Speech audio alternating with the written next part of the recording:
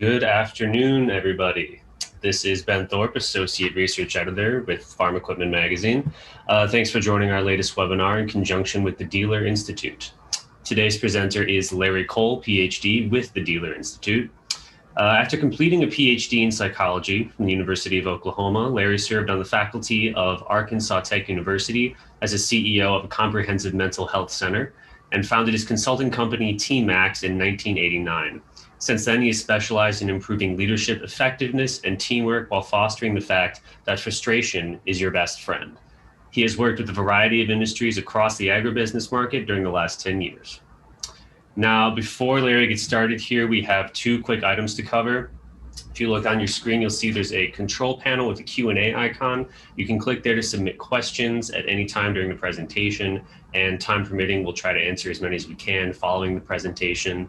Additionally, this webinar is being recorded and you can watch it later, anybody who registered in the event that they would like to. So with that, we are ready to get started. Thanks everyone for joining us, and Larry, take it away. Great, thank you very much, Ben. Hey, again, I want to echo Ben's words. Thank you very much for joining us. It's my understanding we've got quite a few people from the United States as well as Canada. And that's good because I'm going to show you some comparisons of some of the work that we've done in the United States and Canada. So that's going to be great that we've got people coming in. But before I get into that, let me tell you just a smidget about the Dealer Institute. Okay, you can see our vision is to become the trusted advisor. We want to be the first choice of business strategy for our members. Our mission is to help our customers achieve operational excellence, and you're going to see some of the work that we're doing and help that become a reality. And our value proposition is developing people in order to grow your business. And I don't have the time to talk to you a lot about that, but it's important for us. In order for your business to grow, you first have to grow your people. But again, I was telling you, that's a story for another time. As Ben said, we're going to try to have some time at the end for questions and answers. So please submit any questions that you might have, and I will do my best to provide that answer. If we don't get to all of them, you're going to have some contact information about me, and you can feel free to contact me about all of that too. What we're going to do today is the Dealer Institute has actually started 2 research projects within the last year or so. One of them is on employee engagement. A lot of industries have benchmarked their employee engagement, but our industry has not. So we want to help benchmark our industry as far as employee engagement is concerned. But in addition to that, we also want to be able to provide the dealerships that we're working with a blueprint of what they can do in order to improve their engagement of their employees, because we know employee engagement is critically important for employee satisfaction, customer satisfaction, as well as net profit. We are also, the work we're going to talk about today is a second research project, and psychological motivators contributing to dealership loyalty. Okay, and that's helping us to promote operational excellence. So let's get into some of this. Why are we doing this customer service research? Well, without doubt, as you know, customer services can be a differentiator from your customers. We can in all walks of life, we're going to have great customer service experiences, and we're going to have lousy customer service experiences. And I'm one that believes that as a company, if our dealership is going to be really, really strong, we need to really engage in continuous customer service improvement and use ideas from wherever you get them. All right. I had to take my car to a GM dealer here not so long ago, and absolutely terrible customer service, but it does give me a story. So my point is, you can use your stories from wherever you get them. All right. And those ideas can help you to improve customer service. So we're looking want to help those people who are really serious about taking their customer service to the next level. And I'm very serious about the word serious, as you are going to see. I don't mean to be tacky, but there are many dealerships who talk about they are serious about providing excellent customer service. And then I ask these kind of questions. When was the last thing you did in order to improve your customer service delivery system? And they just look at me. Well, if you're doing something, you ought to have something come to mind of what it is that you are doing. Here's another one that's kind of fun. I'll ask them, okay, what are you doing with the customer service data that's provided by your OEM? And let me tell you a story about this one. I asked a dealership that I was working with that same question. And they said, hey, they took me to the breakout room and said, here it is right up here on the wall. These are our numbers. And I asked again, well, what are you doing with them? Larry, we got them on the wall. Can you see them? How do you take them off the wall and put them to work? Didn't get an answer with that question. And that's what we talked about there. And then I see this. I walked into the corporate office of a dealership and to talk about customer service. And I needed to go to the restroom. And I knew the public restroom was over there because I saw a customer walk out of it. So I walked in it and I saw this. Boom. Actually, it was a little worse than that. I thought, holy smoke. All right. And this is the customer restroom, the public restroom. There was a young lady with me and I asked her, hey, would you go into the ladies' restroom and come out here and tell me what you see? Because I don't think they're going to want me to go in there. She came out there and said, Larry, I didn't even want to sit down on the commode. That's customer service. That's customer service moments of truth. That's a story that's being told about your dealership, but more on that to come because we're going to go deeper than just that, a lot deeper than that. Comprehensive customer service stuff looks at, for what we teach comprehensive customer service, and we look at those three variables right there. Customer service standards, which basically are your benchmarks, where it is that you're going.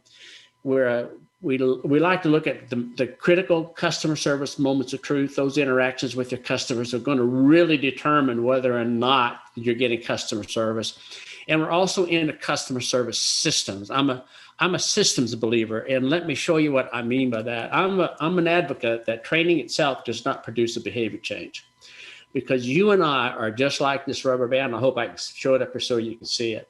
If I want to stretch this rubber band out, I've got to have a system in place in order to stretch it. And when we're creating cultural changes so that we are transforming our organization into a customer service environment, you have to have systems in place. And unfortunately, you think we might be smarter than this rubber band, but unfortunately, we act just like the rubber band, because if you take the system away, we go back to original shape. And that's what happens to you and I. I don't have time to explain it from a neuroscience standpoint. You just remember that you and I act like a rubber band. We start some things, but if we don't have a system in place, we're not going to keep it going. Wish we had more time on that, but we just have to leave it with that. We also talk about inverting the pyramid, because it is the employees who work with the customers are the ones that are most critically important as far as delivering customer service is concerned. And we could talk a lot about different examples associated with that, but that is the key ingredient right there. The management staff are there to support it. They're there to define what it is that we want to do, but it's the employees who are working on the front line. But again, we're going to go deeper than that. Traditional customer service surveys look like the stuff I got up there on the screen right now. Interactions with staff, working with service department, parts and sales. Just typical, traditional customer service. All right. Then I ran across an article that was published in the Harvard Business Review, and it was entitled "The New Science of Customer Emotions" by those three authors, and I'm not going to, you can read those three authors because I can't pronounce all of their names. And they come up with psychological motivators that are contributing to the bond of the working relationship with the place of business. Psychological motivators, which I'm going to show you in just a moment. They identified 10, in their research, they've identified 10 that generalized across several industries. Unfortunately, they did not include agriculture. So we set out to start studying that in the agricultural world, particularly the dealerships, the working relationships between dealerships and their customers. Those are the research team. This is me, and Ben told you a little bit about me. And my son is Michael Cole, and he's a full professor at the Texas Christian University in Fort Worth, Texas. He's with their Needle Management School, and Michael Piercy, who is the vice president for Dealer Institute, business development with the Dealer Institute. We're the ones who put it all together. I'm the one who analyzes and collects and does all of the report writing. My son does all the statistical analysis for me. But enough of that. Here, some of you will recognize this as the Maslow's hierarchy of needs. I've included that here just to show you the basic set of needs. And what we're going to be talking about with this research project is looking at both psychological needs that you see on your screen, as well as self-fulfillment. Self-actualization is actually the key to all of us. We want to maximize the resources that we have in the dealership.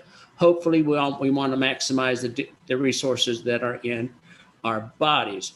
I will only say this, that in order for us to maximize the potential of the dealership, your employees have to be engaged in maximizing their personal potential.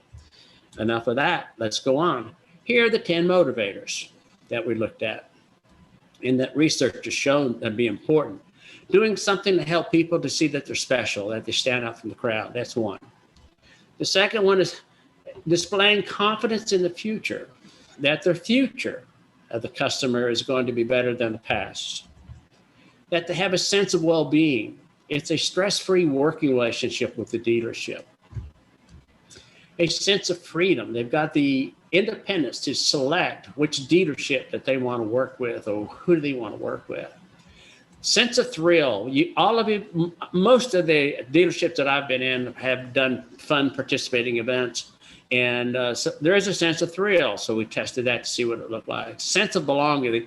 All of us like to be part of a group. We are hardwired to want to be part of a group. That's why we join. That's why we go to churches. We join community, social clubs, et cetera, et cetera, et cetera. We're hardwired. And they think that comes from an evolution, that when our forefathers are out there running around with whatever it is they ran around with, they formed groups in order to protect themselves. And through evolution, then we become hardwired in order to be wanting to be part of something bigger than who we are. And the dealership, of course, is bigger than any one individual. Protecting the environment is another particular one. And I'll tell you this because we're not going to talk about this one anymore. I really expected this one to show up in the research, but it has not yet as being important. It's not there. Also going on in self-improvement, helping the grower to be the person that they really want to be. Number 9 is feeling secure, having to be able to pursue their goals without worry. Last but certainly not least is be able to succeed in life and be able to live meaningful lives. So these are the 10 motivators that we are studying to see how they apply to dealerships. All right.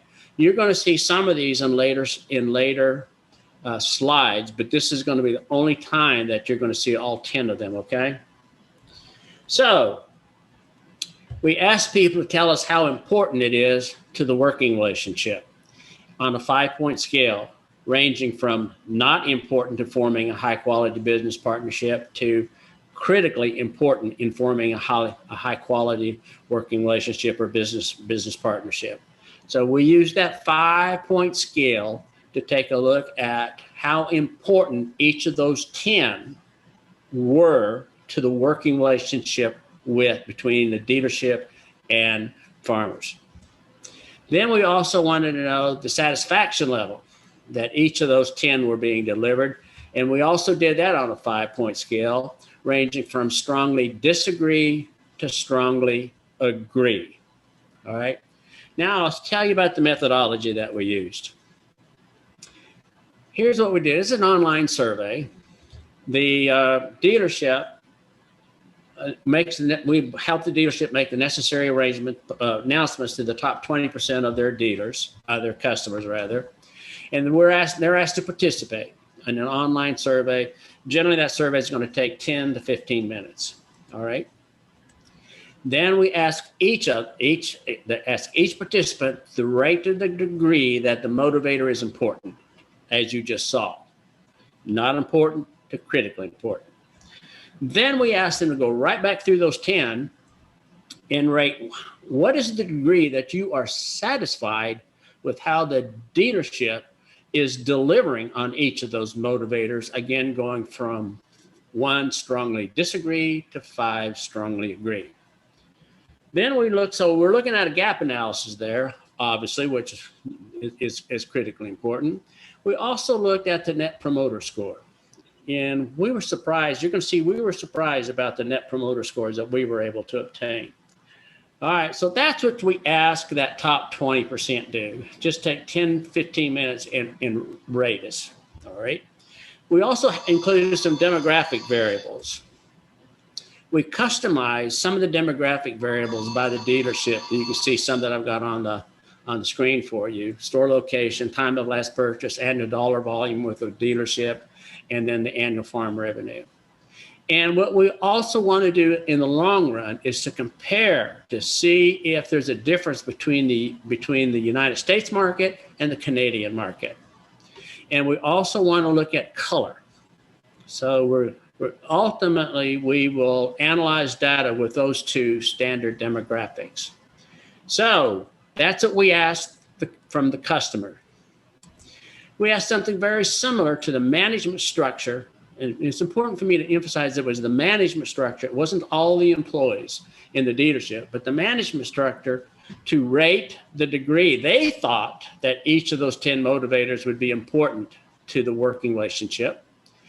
They also rated the degree they thought they were delivering each of those 10 motivators that would be satisfactory to the farmer. We did that gap analysis.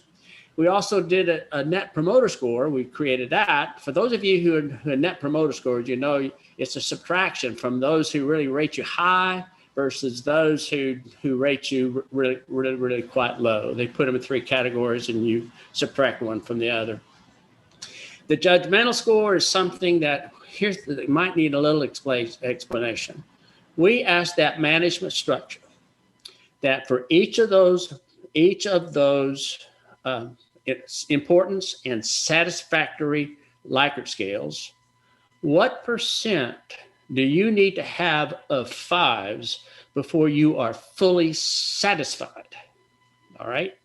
So we work with that judgmental score data then inside the dealership. I'm not going to report on that because we're just going to talk about the customer data and the employee data with these variables that I've got shown up there. All right, here's some of the customized demographics. Again, store location, department, and we also looked at length of employment in one dealership.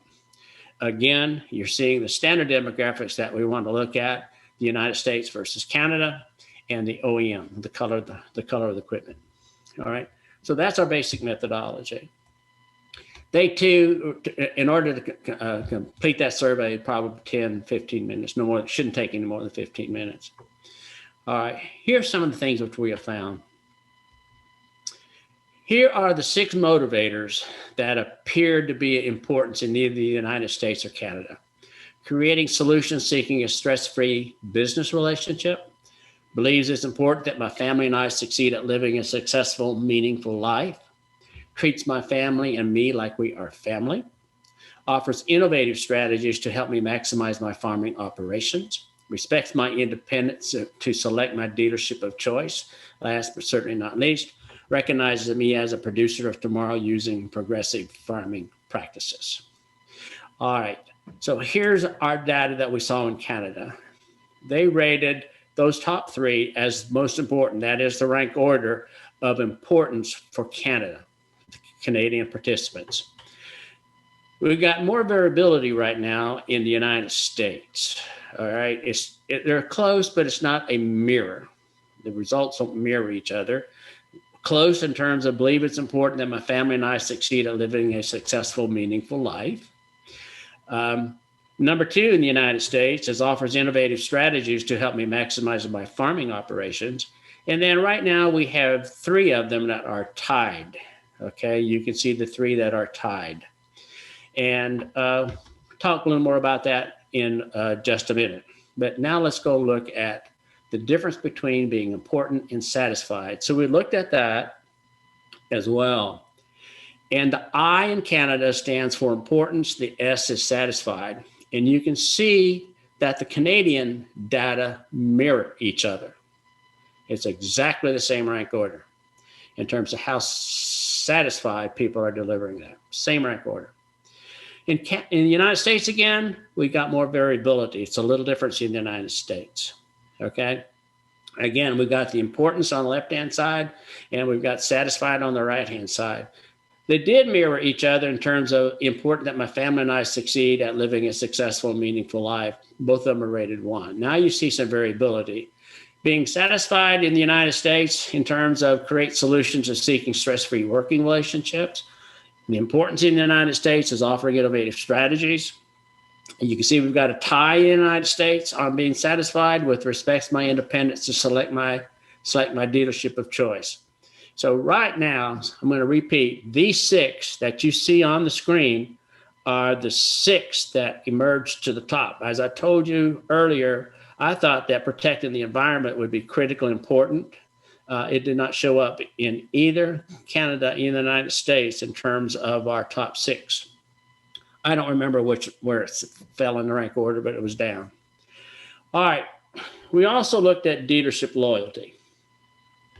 What's more important, the equipment that's being sold or the dealership loyalty? And you're going to see a difference between the United States and Canada. Canada, 80% of them said that dealership was more important than color. In the United States, 64%. Loyalty to the dealership is more important than the color. Now, what we haven't done yet and want to do, because we need more data, we want to look at the relationship between loyalty and those 10 motivational variables that I talked with you about. I would hypothesize that those that are important in Canada would also drive dealership loyalty. Those that are important in the United States would do the same thing, but we need more data in order for us to be able to say that conclusively.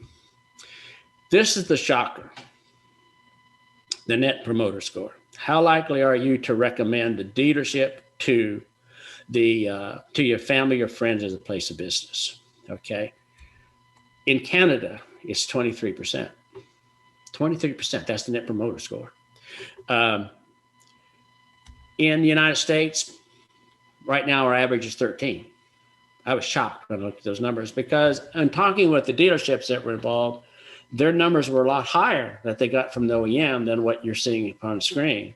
But in talking to them, there's also I saw some methodological differences. We collected the data independently of when the equipment was purchased, as well as any warranty work. All right. We did it during a time when it was after harvest. Things were slower. All right. And so I don't know if that is contributing to it or not, but it's just a hypothesis on our point because these numbers are considerably lower than the numbers that were reported to me. The numbers that were reported to me were in the 80%. So I thought, wow, that was a shocker. Then we did this. I'm not going to show you much specific data just because of time and give you some time, give you opportunity to ask some questions. Generally speaking, employees rated things higher than their customers did. They thought those 10 motivators were going to be more important than the customers did. The levels of satisfaction that they thought they were delivering was quite a bit higher than what they were rated by the customers. And the Net Promoter Score also different. The Net Promoter Score, you just saw the Net Promoter Score from customers. The Net Promoter Score from employees is higher, considerably higher. In one instance, with one dealership, it was 60 points higher. So it is a big difference. The conclusion of just this data tells us that if we want to know what customers think, we need to ask them. Oftentimes, we do some armchair theorizing. We will think this is what the customers think. Well, we don't know until we ask them. So those are the major findings. Let's talk about where we're going with this research. We need more data, as I've said several different times, to be able to solidify our results. We don't have enough data right now to compare United States versus Canada or the OEMs. We want to be able to contrast OEMs. We may not be able to get all the OEMs, all right? But if we got some of the major ones, then we would be satisfied with that. So we want more data. And right now, if you take a look at what I've been telling you, basically here are the three motivators that kind of clustering at the top for us. Create solutions seeking a stress-free business relationship, believes it's important that my family and I succeed at living a successful and meaningful life, and treats my family and me like we are family. And I bet some of you have already gone to the next step because you are right. Now the question becomes, what do we do to create that stress-free working relationship? What can we do in a dealership to show that it's important that my family and I succeed at a successful, meaningful life? What can we do in a dealership that so we're treating the customer like they're part of our family? What do we do? And you're right, that's our next steps. You could work with these variables. You could take this data right now, and you could go ask your customers what we could do to help create those three things I've got up there on the screen.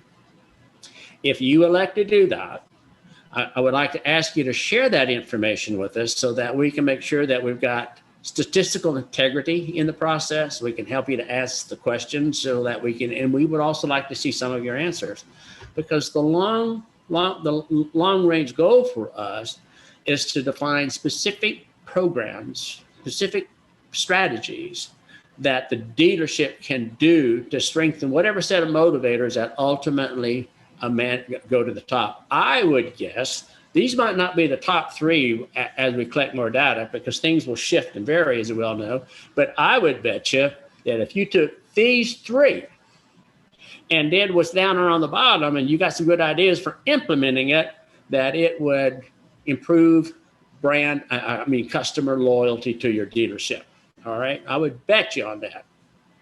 But we're not telling you these are the top three yet. Again, I'm just reemphasizing we need more data, so we need more participating dealers who want to be a part of this research project, okay? We also have a white paper that's available to you. It's right there. I'll leave that up here on the screen while I'm talking so that you can take that website down. It's the dealerinstitute.org. Sorry, that got separated, /courses/white papers/. If you access that, we have a white paper that's providing more details than information that I'm sharing in this webinar. Again, if you've got questions that you want to ask of things that aren't addressed, probably the one that's going to know the most about that is me. And you can see my telephone number and email address. All right. So please feel free to contact me with questions that we might not answer here. We have some time to answer some questions because it's only 2:30 here in. I should have told you we're coming from beautiful Conway, Arkansas. I didn't even think about that. But anyway, take that information down in case that you want to ask some questions about that. Okay, Ben, do we have any questions and answers that we need to respond to? Yes, sir. What do we have? Thank you, Larry. Yeah, we'll get started with the Q&A here. And just so everybody knows, there's still time to ask questions if you would like them answered. We've got a little bit of time here. The first question that came in actually came from someone from before the webinar started. And it says, for you, Larry, what suggestions do you have for a company historically managed on a sales-driven business plan? Okay, I'm assuming from that question that you want to move from a sales business culture into more of a customer service culture. There are several things that you must take into consideration. Gosh, we just did a webinar on some of this content. I'm continuing to think about that. I wish there was some way I could pull it over, talk about the culture, but I'll tell you the highlights. All right, there are several things that have to happen. Number one, you have to identify the type of culture that you want to implement.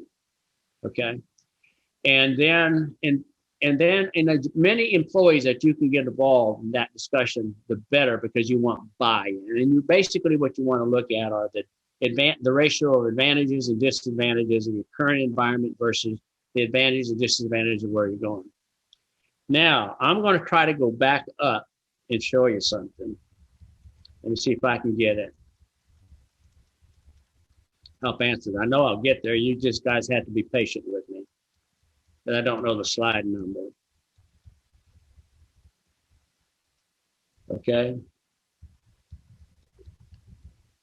So let's deal with this right here. This is more traditional customer service. So you define the service standards that you want. And this is the benchmark. This is your benchmark of the kind of environment that you want to have with your customer service. All right. You got to have a target. Without a target, any old place is going to be fine. You got to have a target. Then you have to decide which customer service moments of truth are critically important for you. Let me just give you one that's popped up over the years many times. And I don't mean to be picking on parts counter people, but this is what I typically get. Okay. Larry, I got this parts guy, and he acts like he doesn't like people. He doesn't talk to them when he comes in. All right. And what do we do? Well, that's a customer service moment of truth. And if you're going to work with that parts guy on creating that, you got to define what it is that you want. And it's going to be something like this. As soon as that person comes in the door, you want to have eye contact. Number 2, you want to have smile. Number 3, you want to offer a friend to get reading and use their name if they know, if you know the individual's name. If you don't know the individual's name, you introduce yourself, welcome them to the store, and then ask them for their name, because you want to use their name during that interaction. So then after you get through with the interaction, whatever it is, then you want to thank them for being there and look forward to seeing them again. It's just moments of truth. What's critical moments of truth? That bathroom I showed you is a moment of truth. We were in a dealership up north, and it was actually going into the fall, and there had a nice, big, large parking lot, but the yellow lines could not be seen very well. And I made a comment to them. I said, I understand you've got a beautiful parking lot, but the yellow lines, and they talked about the weather coming on and on and on. I said, yeah, but now what are you telling the customer when they drive in here? That you're not paying attention to details. All right. And without going into a lot of details, I'll just tell you, we've got some 12 or 13 different systems. Now, here's the critical part. All right. You've got to hold all that accountable. The management structure has to build a corporate accountability system so that you can monitor the implementation of whatever it is that you decide to do up and down the line. You've got to have regular communication systems going up and down the line. Change is hard work. Nobody likes to change, all right? So you have to have systems that are driving that change. You've got to monitor the systems. Now, one of the big fallacies of that gets people in trouble is a lot of people do not understand the difference between monitoring and micromanaging. Micromanaging is, I'm going to tell you what to do, how to do it, when to do it. If you've got a question, ask me. Until then, keep your mouth shut. Monitoring is you're just looking at the progress that's being made with all of the activity down below. I know that's a very concise answer to a very important question. And again, for anybody who asked that question, to get more information, please call me and I'll share some additional information with you. But it is possible. It is possible to transform from the sales environment into more of a customer service environment. But as much as possible, you got to get people to buy in. Okay, Ben, what do we have next? We got another one coming right at you. All right. From Alex says, what are some key things OEMs can do to support a dealership's efforts to improve customer service? Let's go through that one more time, Ben. Sure. From Alex, it says, what are some key things that OEMs can do to support a dealership's efforts to improve customer service? Okay. I don't know exactly what all your OEMs do, but instead of just reporting numbers, Okay. I would think that the OEM would really have some best practices from somewhere throughout their dealership, distributorship. Okay. And there's probably, they should have some information about what they can do to teach other dealers, here are some things that other people are doing that are working. Again, though, even if the OEM gives you the very best practices in the world, let's assume that they do. All right. You take the information that we're presenting and you get the best practices in the world. If you don't implement and hold people accountable at the dealership level, it's all for naught. All right. All for naught. And I've told people, dealerships many times, if you're serious about implementing a culture change, great. Get the information from the OEM or wherever you want to get it. Great. But I'm telling you, after a little bit, the excitement of the change is less than the pain of the change.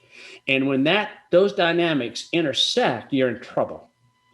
70% of the organizational change efforts fail when the going gets tough. Okay, what's that book by Robert Schuller? When the going gets tough, the tough get going.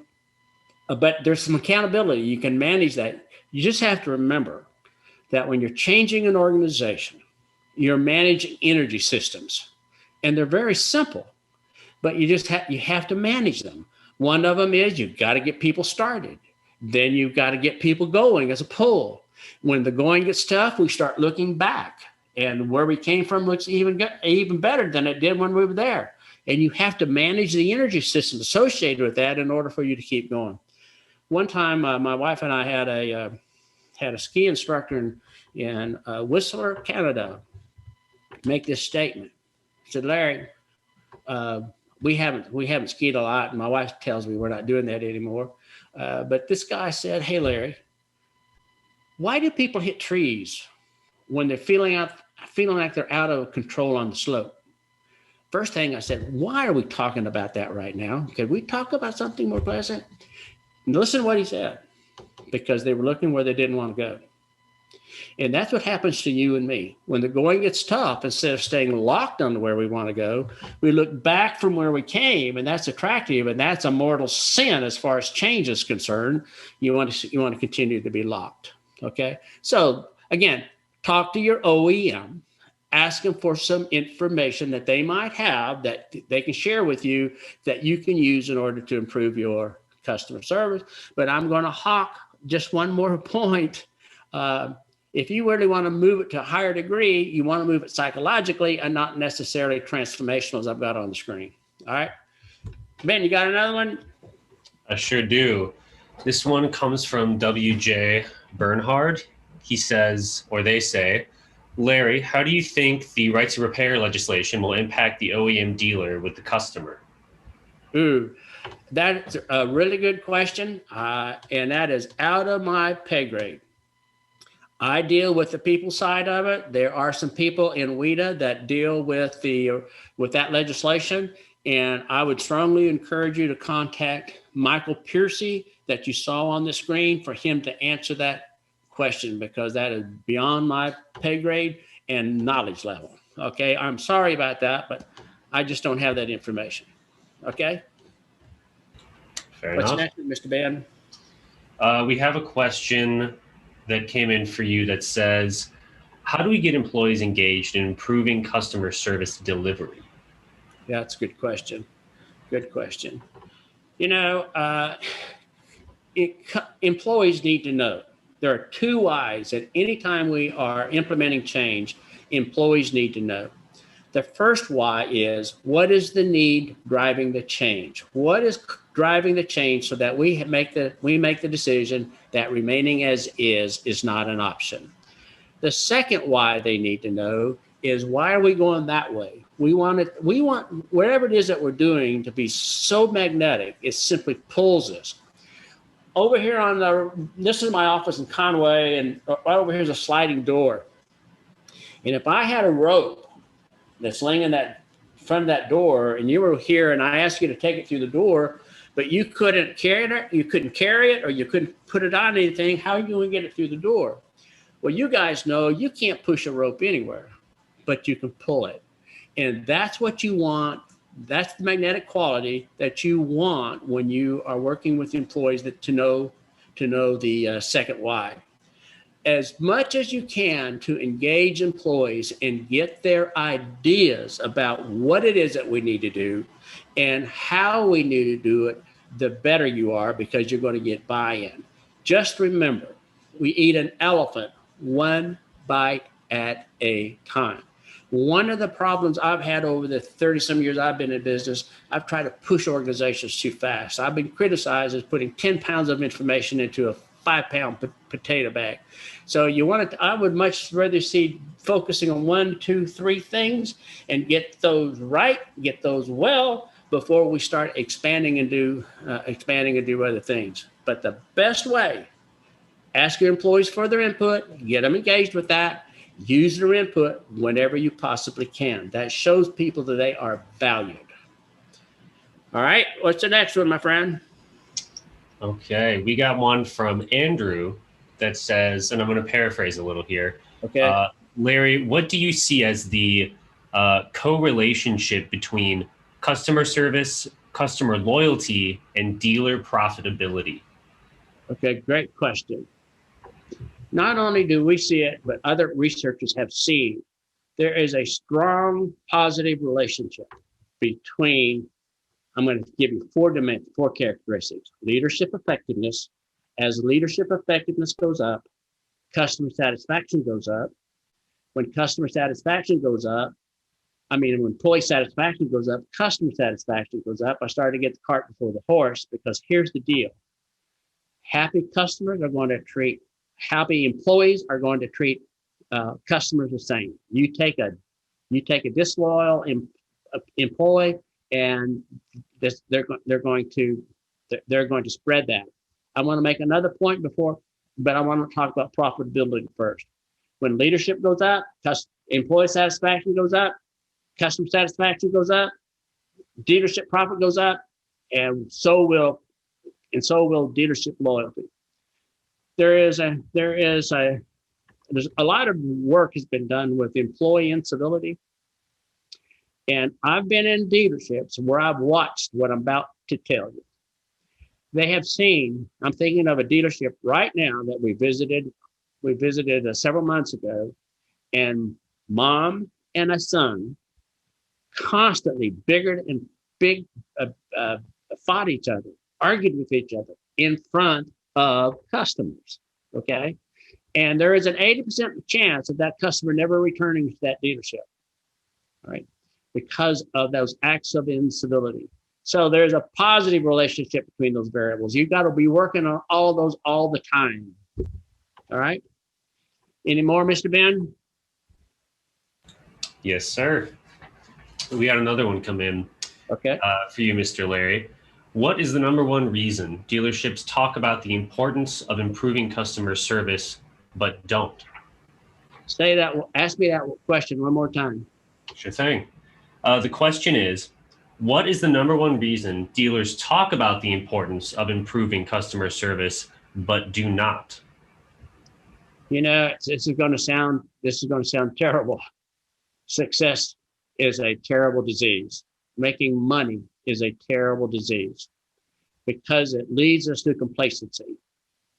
Instead of having the attitude, good enough is not good enough, we have the attitude that good enough is good enough.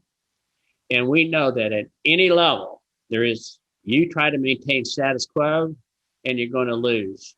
It's just the way it is. 2 things are going to happen. We try to maintain status quo. Number one, we're going to decline, or our skill sets and our effectiveness are going to decline unless we continue working to improve them.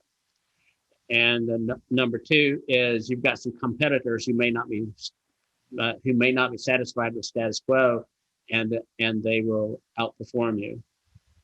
I heard a tennis professional once say, you got to work pretty damn hard just to be able to maintain your rating, because everybody else is on your butt trying to get around you. Okay, so I hope I answered your question for you. Anything else, Mr. Ben? We have another one here. All right.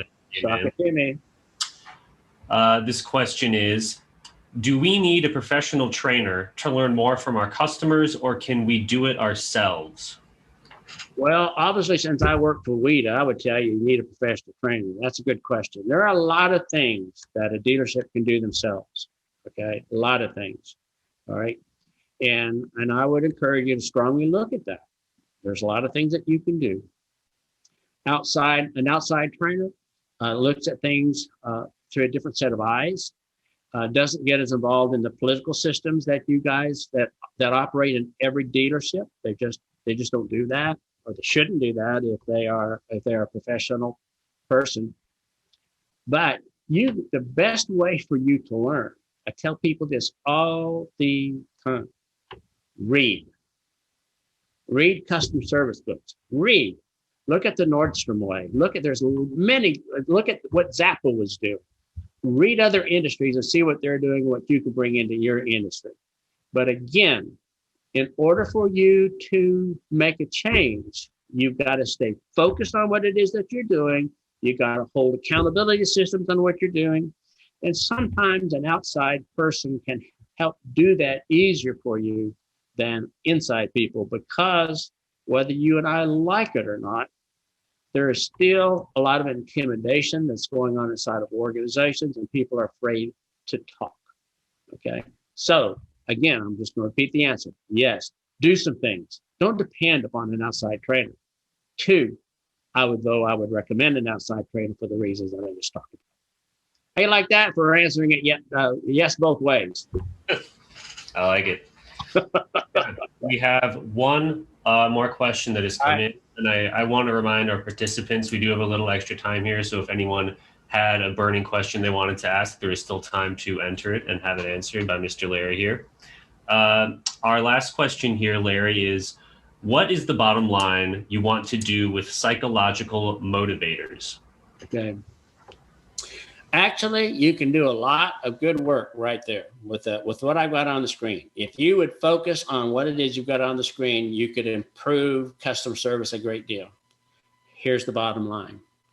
If you really want to get inside of people's heads and you want to deal with those needs that I was just talking about, let's see if I can find those.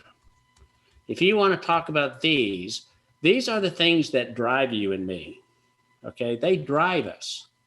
And if you really want to focus on those, then you could take your customer service level to another level, all right, beyond what your competitors are going to do, because I would bet very few people know about this and the impact that it can have. And so that's why we're going after psychological variables. There's a lot of research on the other content that I showed you, which is basically transformational customer service. We know all that works, but this takes it to another level. And when you are strengthening that bond of dealership loyalty because you're meeting some of their psychological needs, baby, you've got a marriage. Did I answer that one?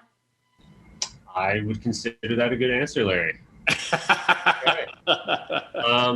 Unless I don't see any last questions coming in here, Larry, unless you had any wrap-up thoughts you wanted to share. I think we can segue out, unless you had something else. Okay. Now, again, guys, I just want to thank you for being part of this discussion. We think it's critically important. I'm just trying to get to the contact information again. I've said before, seriously, if you've got the person who asked that question about the right to repair legislation, there's Michael Piercy's contact information. So write that information down and contact Michael. If you've got any additional questions over the content that we're talking about right here, please feel free to contact me. And I will be able to respond to you probably within 24 hours.